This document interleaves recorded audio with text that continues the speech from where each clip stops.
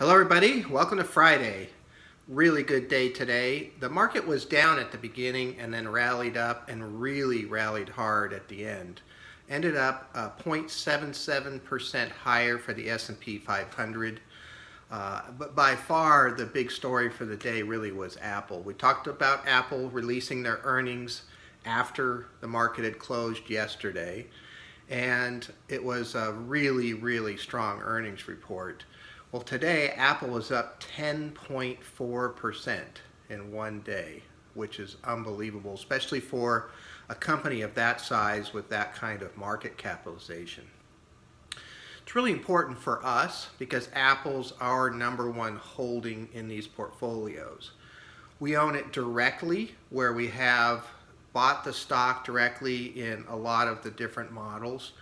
And then we also own it in a lot of the different indexes. So the broad market index, for example, the S&P 500 has Apple in that as one of the top holdings. Our socially responsible indexes have Apple in there, and a whole bunch of our targeted indexes.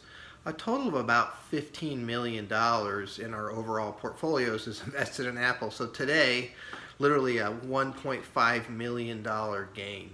It was also a really good month. You know, this is the last day of July, and I think you're going to be quite happy with the statements that you get here for the end of July. Things are moving along.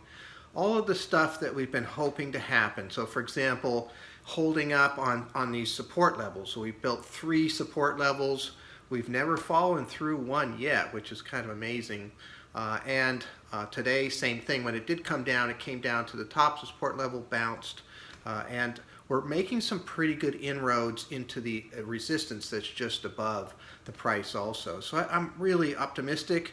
The market's doing the right things, and I think that things could go quite well. And so I look forward to talking to you next week. Thank you very much.